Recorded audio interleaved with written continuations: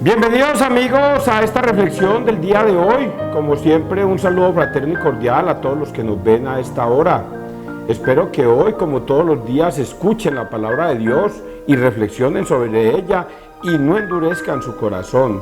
Es algo muy difícil de hacer, es muy difícil de entender, porque cada día que más leo la palabra de Dios, veo lo difícil que es comprender la palabra de Dios. Y es que simplemente hay una cosa que hace que nosotros podamos entender la palabra de Dios, y es que conoceréis la verdad y la verdad os hará libres. Cuando uno se compromete a leer las Escrituras, a escuchar las enseñanzas y a dejarse guiar de las Escrituras, uno conocerá la verdad y la verdad los hará libres para entender.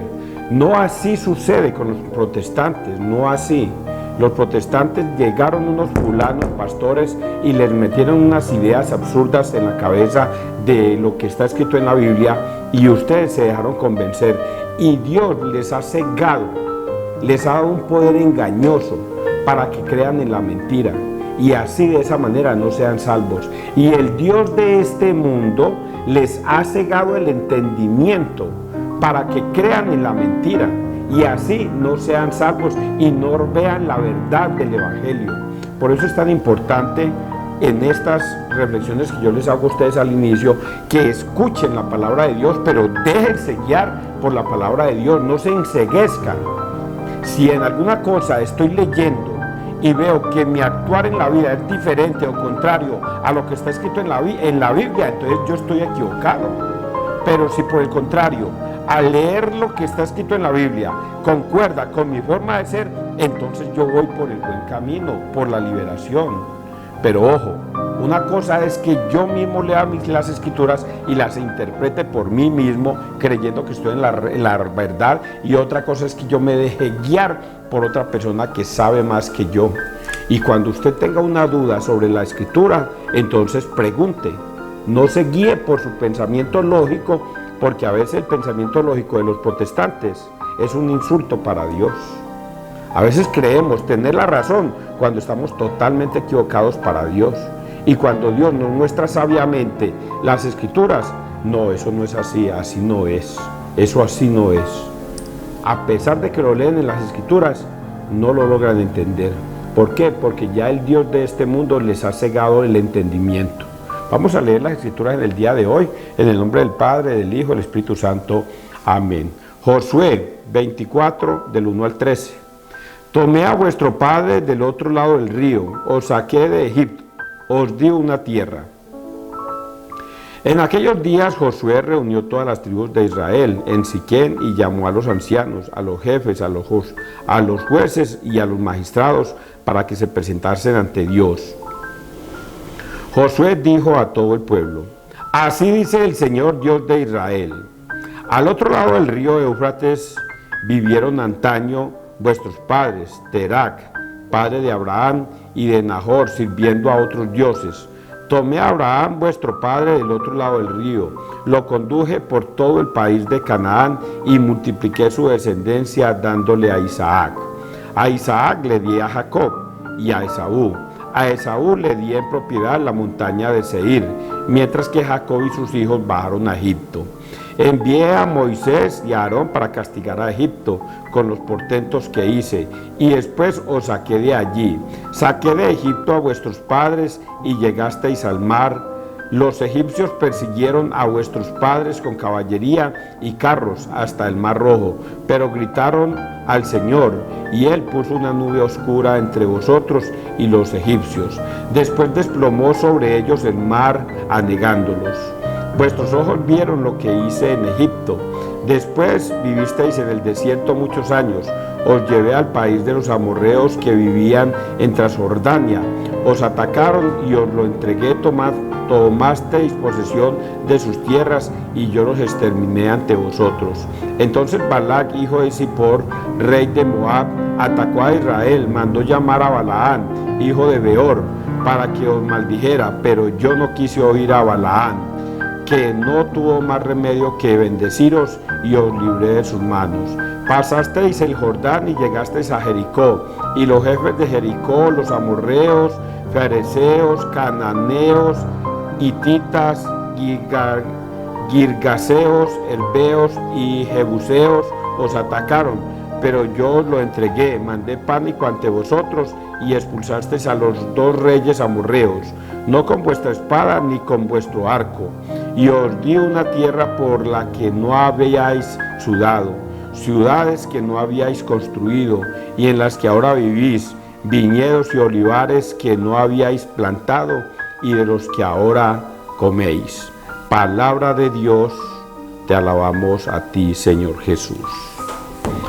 Oiga, cuando leo esta historia, veo la historia de la salvación de ese pueblo de Israel, pero cuando la estaba leyendo, la semana pasada leíamos un texto donde decía que Dios le había dado todo esto a sus padres.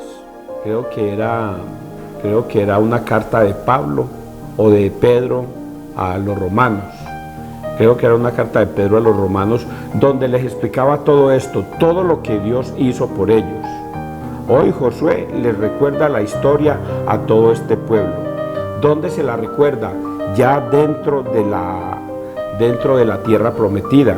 Recuerde que Moisés ha muerto, no pudo ingresar. Entra Josué a la tierra prometida con todos estos pueblos, reúne a todos sus séquitos, a los principales, a los ancianos, a varias personas interesantes, jefes de tribus y todas las cosas, y él les cuenta la historia de toda la salvación que ha hecho Dios por ellos desde atrás, desde que arrastró a Abraham por el desierto y lo sacó de la tierra de los dioses paganos y lo llevó por el desierto hacia otra tierra, como Abraham dio a Isaac, Isaac engendró a Jacob y a Esaú, y como a Esaú lo mandó para la tierra de Seir y a Jacob lo mandó para Egipto, como 430 años después Dios saca a su pueblo de Egipto y castiga a Egipto por su infamia contra ese pueblo, y dice que los ahogó en el Mar Rojo porque le gritaron a Dios, y Dios les cuenta toda esa historia hermosa para que ellos entiendan que de la mano de Dios es que ese pueblo ha fructificado y ha salido adelante. Y termina con ese relato bonito donde dice: mire, ahora ustedes tienen cosechas de lo que ustedes no han cosechado, ahora tienen ustedes ciudades de lo que ustedes no construyeron, ahora tienen todo de lo que ustedes no hicieron nada. Todo nos lo ha proporcionado Dios. Esa es la historia que hay aquí bonita. Pero en el capítulo de Pedro, en la carta de Pedro a los romanos, les decía, les dio todo. Les dio todo, los sacó de Egipto, los llevó por el desierto, los cultivó, les entregó tierra, les entregó de todo. Y ustedes, a pesar de eso, vino Jesucristo a ustedes y renegaron de Él. Y por eso Jesucristo dice, lo que a ustedes se les dio, les será quitado y les será dado a los gentiles. Por eso es que hoy nosotros, que siendo parte del pueblo de los gentiles, porque no somos del pueblo elegido, somos gloriados con la presencia de Dios en nuestros corazones. Vamos a leer el Salmo. Este salmo es un salmo impresionante que yo lo voy a leer y más largo en esta parte. Es un salmo, si yo lo leyera todo, que es el Salmo 135, pero aquí hay un resumen, 1, 3, 16, 18, 21, 22, 24, es un resumen, pero vamos a responder todos, porque es eterna su misericordia. Dad gracias al Señor, porque es bueno, porque es eterna su misericordia. Dad gracias al Dios de los dioses, porque es eterna su misericordia. Dad gracias al Señor de los señores, porque es eterna su misericordia. Guió por el desierto a su pueblo, porque es eterna su misericordia. Él hirió a reyes famosos, porque es eterna su misericordia. Dio muerte a reyes poderosos, porque es eterna su misericordia. Les dio su tierra en heredad, porque es eterna su misericordia. En heredad a su siervo, en heredad a Israel su siervo, porque es eterna su misericordia. Y nos libró de nuestros opresores, porque es eterna su misericordia. A mí me encanta este salmo. Nosotros no podemos olvidar la misericordia de Dios con todos. Dios es eterno y es eterna su misericordia para quienes le obedecen. Vamos a leer Mateo 19 del 3 al 12. Por lo tercos que sois, os permitió Moisés divorciaros de vuestras mujeres, pero al principio no era así. En aquel tiempo se acercaron a Jesús unos fariseos y le preguntaron para ponerlo a prueba: ¿es lícito a uno despedir a su mujer por cualquier motivo? Él les respondió: ¿no habéis leído que el Creador en el principio los creó hombre y mujer? Y dijo: por esto abandonará el hombre a su padre y a su madre, y se unirá a su mujer, y serán los dos una sola carne. De modo que ya no son dos, sino una sola carne. Pues lo que Dios ha unido, que no lo separe el hombre. Ellos insistieron: ¿y por qué mandó Moisés darle acta de repudio y divorciarse? Él les contestó: por lo tercos que sois, os permitió Moisés divorciaros de vuestras mujeres, pero al principio no era así. Ahora os digo yo que si uno se divorcia de su mujer, no hablo de prostitución, y se casa con otra, comete adulterio. Los discípulos le replicaron: si esa es la situación del hombre con la mujer, no trae cuenta casarse. Pero él les dijo: no todos pueden con eso, solo los que han recibido ese don. Hay eunucos que salieron así del vientre de su madre, a otros los hicieron los hombres, y hay quienes se hacen eunucos por el reino de los cielos. El que pueda con esto, que lo haga. Palabra de Dios, gloria a ti, Señor Jesús. La terquedad de los hombres. Algunos se preguntarán: ¿qué tiene que ver esto con la primera parte? Si la primera parte habla es de que Josué le cuenta las historias de que Dios hizo por los hombres, y aquí en esta parte vemos cómo hay una continuación de cómo Dios hizo la historia de la salvación del hombre para que el hombre hoy día creyera. Pero a pesar de eso, de la terquedad de los hombres, seguimos haciendo a un lado las cosas y los designios de Dios.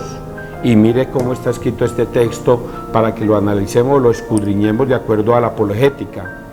En aquel tiempo se acercaron a Jesús unos fariseos y le preguntaron para ponerlo a prueba. Es Jesús, pero ellos quieren cogerlo para matarlo, y por eso le ponen la piedrita en el zapato o le ponen la zancadilla para que Jesús caiga, para ponerlo a prueba. En vez de sentarse a escuchar las enseñanzas de Jesús y aplicarlas a su vida y obedecerlas, se parecen a los protestantes de hoy día, que no hacen ni obedecen lo que Jesús manda. Le quieren poner a prueba. La Virgen no es virgen. Cuando tuvo a luz a Jesús, dejó de ser virgen. ¿Por qué voy a ir a casarme a confesarme con un sacerdote sabiendo que es un hombre pecador igual que yo? ¿Por qué voy a ir a bautizar niños si los niños no tienen pecado? ¿Por qué yo voy a comer ese pan insípido que es una hostia si ahí no está Dios? Y es a toda hora buscando poner a prueba a Dios. En vez de sentarse a obedecerle, se ponen a buscar sabiduría humana en qué hacer fallar lo que está escrito por Dios y creer que ellos tienen la razón. Pues aquí vemos a los fariseos como los protestantes de hoy día, en las mismas circunstancias, poniendo a prueba a Dios. Después de que Dios habló y lo que Dios dijo, eso se cumple. ¿Qué debemos hacer nosotros? Obedecer. Vayan, enseñen, prediquen, evangelicen, hagan que todos los pueblos sean mis discípulos. Enséñenles a obedecer todo lo que yo les he enseñado. Y los protestantes no, ellos no. Y por eso vamos a leer este texto. ¿Es lícito a uno despedir a su mujer por cualquier motivo? Esto significa, es lícito separarse o divorciarse de su mujer por cualquier motivo. Y Jesús les respondió: ¿No habéis leído al principio que el Creador en el principio los creó hombre y mujer y dijo, por eso abandonará el hombre a su padre y a su madre y se unirá a su mujer y serán los dos una sola carne? De modo que ya no van a ser dos, sino una sola carne. ¿Quién dio esa orden? Dios. ¿Qué debemos hacer nosotros? Obedecer. ¿Pero nosotros obedecemos? No la obedecemos, porque creemos que lo que nosotros tomamos de decisión, así es. Y entonces, ¿por qué Moisés lo permitió? Jesús. Y Jesús le responde, Él lo permitió por la testarudez y la necedad de todos ustedes. Él permitió. Pero les voy a decir esto que voy a decir es palabra de Dios. Mucha atención, que si a pesar de que Moisés lo permitió, escuche lo terrible que dice Dios. Lo terrible, porque yo no voy a hablar sino de cosas terribles. Lo terrible que dice Dios. Pues lo que Dios ha unido, que no lo separe. Ellos insistían, ¿y por qué mandó Moisés? Por lo tercos que sois. Los discípulos les dijo, si esa es la... A ver, aquí. Por los tercos que sois os permitió Moisés divorciaros de vuestras mujeres, pero al principio no era así. Aquí. Ahora os digo yo. Ahora os digo yo. Esto es sencillamente terrible. Pareciera una bendición. Sí es una bendición. Pero también es algo que todos debemos obedecer. Si Dios habla, ahora os digo yo. Y cuando Dios habla, se tiene que cumplir. Aquí no hay vuelta atrás, no, pero es que yo quisiera, no, pero es que a mí me gustaría, no, habló Dios. Y si habla Dios, así es. No hay tema para otro lado. Y por eso dice, ahora os digo yo, que si uno se divorcia de su mujer, no hablo de prostitución, dice acá, no hablo de fornicación, que en otro texto está por fornicación, y se casa con otra, comete adulterio. Un hombre que deja a su mujer, habiéndose casado por la iglesia, y la deja y se junta con otra, a menos que vivan separados, cuando dicen caso de prostitución o fornicación, quiere decir que si hay una parejita que nunca se han casado, han vivido 20 años en fornicación y vivían lo más de bueno, hasta que un día la mujer le dio por irse con otro, o el hombre decidió dejarle a esa mujer y conseguirse una de 15 o de 18 y la dejó. Ahí no pasa nada, porque igual vivía en fornicación y ahorita entró a otro pecado que es del de fornicación, pero no así si se casara, porque vivía 20 años de fornicación, vivían en pecado. Por eso es que Jesús dice acá, en caso de fornicación no voy a hablar en caso de que se hayan casado por la iglesia y que Dios los haya unido. Ahora os digo yo que si uno se divorcia de su mujer, no hablo de prostitución, y se casa con otra, comete adulterio. Los discípulos le replicaron, si esa es la situación del hombre con la mujer, no trae cuenta casarse. Pero él les dijo esto, y esto es una cosa, por eso yo les digo que esto es terrible, muchachos. A veces no damos con una buena mujer. Pregúntenme a mí que he tenido 5. Pregúntenme a mí que he tenido 5 mujeres. Terrible. Y yo quería casarme con la primera. Y luego cuando ella me dejó, quería casarme con la segunda. Y cuando la segunda me dejó, me casé con la tercera. Pero qué desgracia la mía, me casé con la tercera, pero le dio por irse con otro, cometiendo este pecado, el de adulterio. Pero es culpa mía, y a mí me tocó abrirme también. Luego viene la iglesia a decir que ahorita existe la anulación del matrimonio por X motivos, y anulan el matrimonio. Por eso, con eso les ha recibido un don. Pero él les dijo, no todos pueden con eso, solo los que han recibido ese don. Hay matrimonios que hoy día usted los ve, 50 años, casaditos, hay otros que han llegado hasta 75 años, que bodas de diamante, bodas de oro, bodas de plata, 25 años, y son felices y viven. No son felices porque a toda hora todo es perdices, no, viven con las dificultades, viven con todos los problemas, pero viven bendecidos por Dios. Y Dios los bendice. No hoy día los matrimonios. Hoy día una persona se casa por la iglesia y a los 3 años o 7 años ya quieren divorciarse. ya quieren separarse. Y por eso aquí dice que no todos pueden con este don. No todos pueden con este don.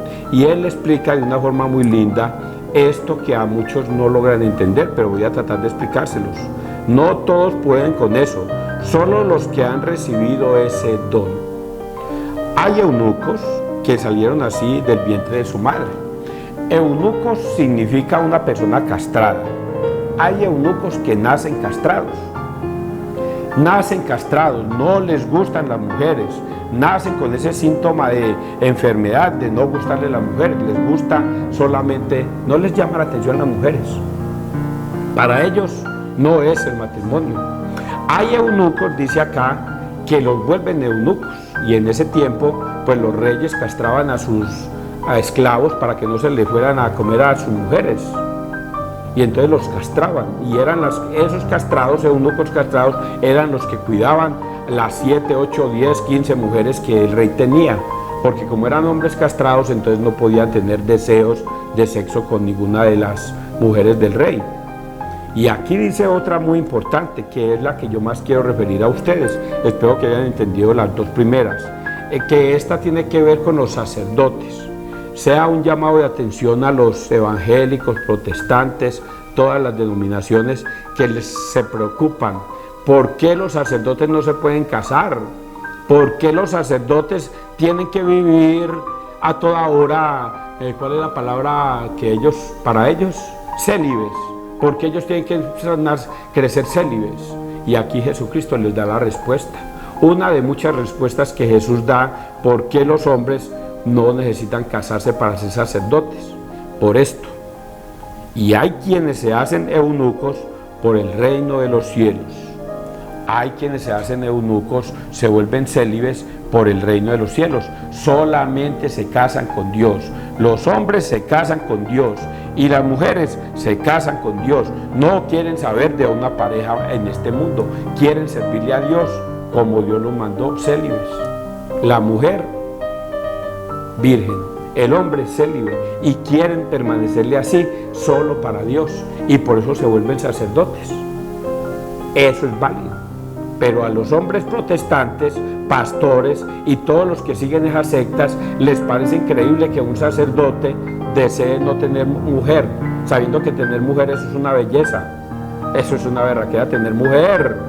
Un sacerdote, ustedes se imaginan un sacerdote a toda hora con una vieja ahí de esposa y jodiéndolo. Bueno, termine rápido la misa que tenemos que ir a mercar. Bueno, hágale pues rápido porque tenemos que irnos de vacaciones. Pero todos los días misa, mi hijo. Usted ya pues no quiere sino salir de la iglesia. Pero ¿por qué no se viene temprano para acá, para la casa? ¿Cómo que tengo que ir a rezar el rosario a otra parte? No, cuentos de vainas. Quédese acá conmigo. Ve a los niños ahí llorando y ustedes que cantando misa, y el padre celebrando la Eucaristía y los niños ahí jalándole la sotana. Son cosas terribles que hoy yo estoy diciendo acá para esos hombres que dicen que los sacerdotes deberían casarse. Pero entonces viene ya para rematar este texto. El que pueda con esto, que lo haga. Esto que yo estoy diciendo no es para todo el mundo.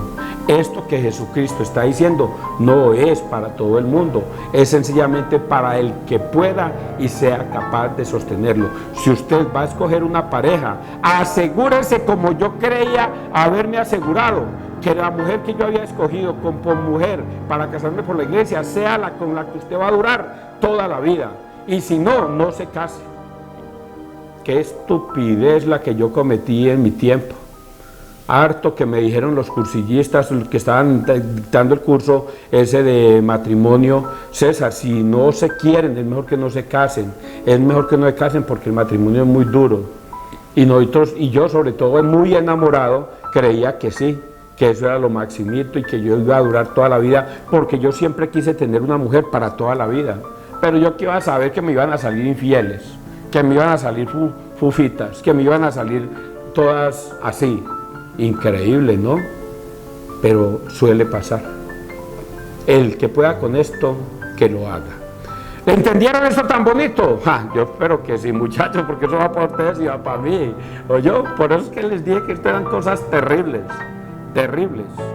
Toda persona que esté viviendo en adulterio, viviendo con una mujer que no sea su esposa, está en adulterio y está viviendo en pecado. Que Dios te bendiga, que Dios nos bendiga donde quiera que todos estemos.